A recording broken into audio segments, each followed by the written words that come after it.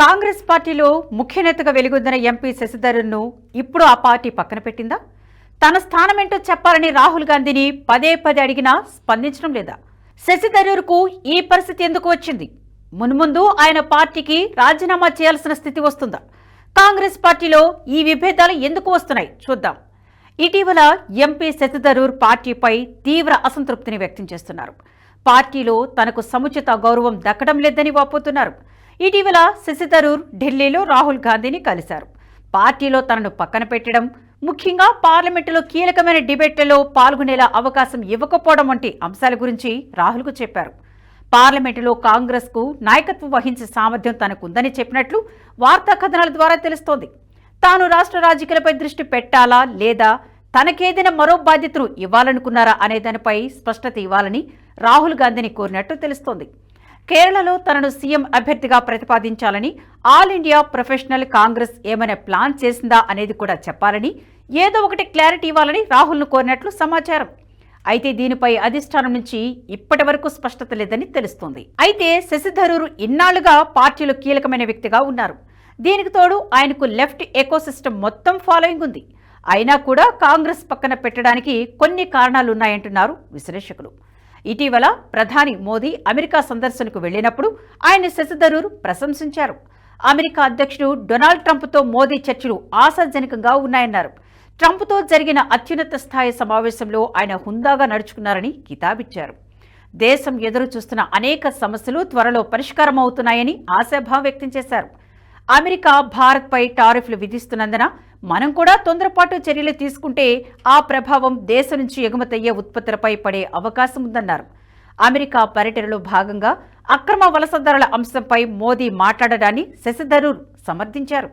చట్టవిరుద్ధంగా అగ్రరాజ్యంలో నివసిస్తున్న భారతీయులను స్వదేశానికి తీసుకువస్తామని మోదీ ప్రకటించారు. ఒక దేశంలోకి చట్టవిరుద్ధంగా ప్రవేశించిన వారికి అక్కడ నివసించే హక్కు ఉండదని, ఈ విధానం ప్రపంచమంతటికీ వర్తిస్తుందని పేర్కొన్నారు. మోదీ వ్యాఖ్యలను శశిధరూర్ సమర్థిస్తూ కొందరు యువత తప్పుడుదారులు అక్రమంగా విదేశాలకు వెళుతున్నారని అన్నారు. అలా వెళ్లిన భారత పౌరులను తిరిగి తీసుకురావాలని కోరారు.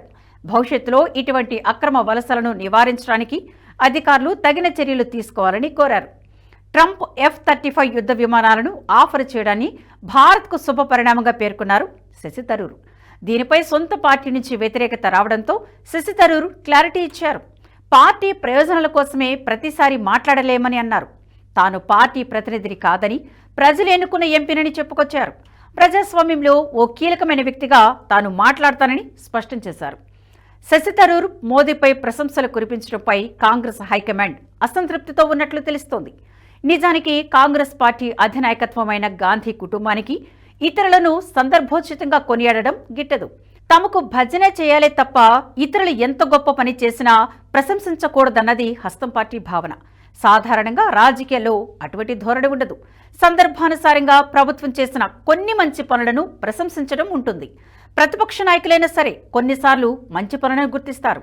ఇందిరాగాంధీ 1971 బంగ్లాదేశ్ విమోచన యుద్ధంలో భారత సైన్యాన్ని పంపినప్పుడు నాడు విపక్షంలో ఉన్న వాజ్పేయి ఆమెను ప్రశంసించారు. ఇందిరను ఏకంగా దుర్గామాతతో పోల్చారు. దీంతో పాటు పోఖ్రాన్ అణుపరీక్షల సమయంలోనూ ప్రభుత్వానికి వాజ్పేయి పూర్తి మద్దతును అందించారు. ప్రభుత్వం చేపట్టిన అణ్వస్త్ర పరీక్షలను పూర్తిగా సమర్థించారు. దీంతో పాటు వాజ్పేయి అధికారంలోకి వచ్చాక ఈ అణుపరీక్షలను నిలిపివేయకుండా కొనసాగించారు. అలా చేసినందుకే భారత్ ఇప్పుడు అణ్వస్త్ర దేశంగా ఉంది. ఈ విధంగా నాడు విపక్షంలో ఉన్నా కూడా దేశహితం కోసం నేతలు హుందాతనంగా వ్యవహరించేవారు. ఈ సంప్రదాయాన్ని నరేంద్ర మోదీ కూడా కొనసాగించారు. 2021లో కాంగ్రెస్ రాజ్యసభ ఎంపీగా ఉన్న గులాం నబీ ఆజాద్పై సభావేదికగా ప్రశంసలు కురిపించారు. ఆజాద్ ఎప్పుడూ డీసెంట్గా మాట్లాడతారని, ఎన్నడూ అనుచిత భాష వాడరని అన్నారు. ఆయన నుంచి మనం ఇదే నేర్చుకోవాలని, ఆయనంటే తనకెంతో గౌరవమని పేర్కొన్నారు. ప్రభుత్వం చేస్తున్న విధానపరమైన నిర్ణయాలను తప్పుపడుతూనే మంచిని స్వీకరించేవారు. అయితే ఈ గొప్ప సంప్రదాయాన్ని కాంగ్రెస్ పార్టీ ఎల్లప్పుడూ వ్యతిరేకిస్తూ వస్తోంది. అందుకు గాంధీ కుటుంబమే ప్రధాన కారణమని విశ్లేషకులు చెబుతున్నారు. కాంగ్రెస్ పార్టీలో తామే గొప్పవారమన్న భావన గాంధీ కుటుంబానికి ఉంటుంది. మోదీ కూడా తమ ముందు దిగదుడిపే అన్నది వీరి మనోభావం అని విశ్లేషకులు చెబుతున్నారు. ఈ సంకుచిత స్వభావంతోనే కాంగ్రెస్ పార్టీ తన హుందాతనాన్ని కోల్పోతుందనే వాదనలు ఉన్నాయి. అందుకే ఎప్పుడూ కూడా కాంగ్రెస్ పార్టీ నుంచి ప్రభుత్వం చేస్తున్న మంచి నిర్ణయాలను కొనియాడిన దాఖలాలు కనిపించవు. అలా చేసిన వారిపై పార్టీ అధిష్టానం కన్నెర చేస్తుందన్న కారణంతో పార్టీ నాయకులు కూడా దీనికి దూరంగా ఉంటున్నారు. అయితే శశి థరూర్ అందుకు కాస్తంత భిన్నం. ప్రభుత్వాలు ఏమైనా తప్పులు చేస్తే వాటిని విమర్శిస్తూనే, మంచి చేసినప్పుడు పొగుడుతూ ఉంటారు. అది ఆయన ప్రత్యేకత. ఆయన కేవలం బీజేపీని మాత్రమే కొనియాడలేదు. కేరళలోని ఎల్డీఎఫ్ కూటమి పైన ప్రశంసలు కురిపించారు. కానీ దీన్ని కాంగ్రెస్ అగ్రనాయకత్వం జీర్ణించుకోవడం లేదని తెలుస్తోంది. అందుకే ఆయనను దూరం పెట్టినట్లు తెలుస్తోంది. ప్రస్తుతానికైతే శశి థరూర్ విషయంలో కాంగ్రెస్ పార్టీ ఏ నిర్ణయం తీసుకోవడం లేదు. ఇది ఇలాగే కొనసాగితే పార్టీని వీడే అవకాశం లేకపోలేదంటున్నారు విశ్లేషకులు. ఇదే జరిగితే కాంగ్రెస్ పార్టీ మరో తప్పిదానికి పాల్పడినట్లవుతుందని అభిప్రాయం ఉంది. శశి థరూర్ మంచి విద్యావేత్త. దీంతోపాటు గ్రౌండ్లో పార్టీ ఎలా ఉంటుందో తెలిసిన నాయకుడు. ఇతర వ్యక్తుల్లాగా గాంధీ కుటుంబానికి సన్నిహితంగా ఉండి పదవులు చేపట్టిన వ్యక్తి కాదు. స్వతహాగా గెలుపొంది అగ్రస్థాయి వరకు ఎదిగిన వ్యక్తి. అటువంటి వ్యక్తిని దూరం చేసుకుంటే నష్టపోయేది కాంగ్రెస్ అని విశ్లేషకులు చెబుతున్నారు. ఇప్పటికే ఆ పార్టీ చాలా మందిని దూరం చేసుకుంది. హేమంత బిశ్వ శర్మ, వైఎస్ జగన్, జ్యోతిరాదిత్య సింధియా వంటి పవర్ఫుల్ లీడర్లను వ్యూహాత్మకంగా పక్కన పెట్టింది. ఫలితంగా ఆయా నాయకులు పార్టీని వీడారు. ప్రస్తుతం మంచి పదవులను అనుభవిస్తున్నారు. వైఎస్ జగన్ ఓసారి ముఖ్యమంత్రి అయ్యారు. హేమంత్ ఇప్పుడు ముఖ్యమంత్రిగా ఉన్నారు. జ్యోతిరాదిత్య సింధియా కేంద్ర మంత్రిగా పనిచేస్తున్నారు. వీరు పార్టీని వీడటం వల్ల కాంగ్రెస్కే నష్టం చేకూరింది. ప్రస్తుతం హస్తం పార్టీ చాలా దీనావస్థలో ఉంది. ఓవైపు బీజేపీ దేశవ్యాప్తంగా తన ప్రభావం చూపుతోంది. అశ్వమేధ యోగం చేస్తోంది. ఎక్కడ ఎన్నికలు వస్తే అక్కడ కమలం జెండా ఎగురవేస్తుంది. దొరికిన రాష్ట్రాన్ని దొరికినట్లే తన ఖాతాలో వేసుకుంటోంది. మోదీ, అమిత్ షా ద్వయం ముందు రాహుల్ గాంధీ నిలవలేకపోతున్నారు. లోక్సభలో కమలం పార్టీకి పూర్తి మెజారిటీ రాకపోయినా మోదీ చరిష్మా తగ్గలేదు. ఆ ఎన్నికలోనూ కింది స్థాయి నాయకులు చేసిన తప్పిదాల వల్లే తప్ప మోదీ వల్ల సీటు తగ్గలేదని అందరూ భావిస్తున్నారు. మరోవైపు తమకు గతంలో కంటే ఎక్కువ సీట్లు వచ్చాయని కాంగ్రెస్ చెప్పుకుంటున్నా ఆ మేరకు ప్రభావాన్ని కనబరచలేకపోతున్నారు. రాహుల్ గాంధీ ఇప్పటికీ సరైన నిర్ణయాలు తీసుకోలేకపోతున్నారు. ఇందుకు కారణం ఒకటే, ప్రజలతో రాహుల్ గాంధీ సరిగ్గా మమేకం అవలేకపోతున్నారు. ఆయన చుట్టూ ఉన్న కోటరీలో ప్రజామోదం ఉన్న నాయకులు ఎవరూ లేరు. పలుకుబడితో పదవులు సంపాదించిన వారే ఉండడం వల్ల ప్రజానాడి పట్టుకోవడంలో విఫలమవుతున్నారు.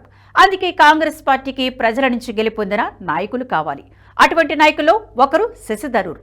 అటువంటి నాయకులను పార్టీ దూరం చేసుకుంటే హస్తం పార్టీకి మరింత చేటు చేస్తుందని విశ్లేషకులు చెబుతున్నారు. ఈ నేపథ్యంలో కాంగ్రెస్ పార్టీ ఆయనతో చర్చలు జరిపి బుజ్జగిస్తారా లేక చేజేతల వదులుకుంటారా అన్నది తెలియాలంటే వేచి చూడాల్సిందే.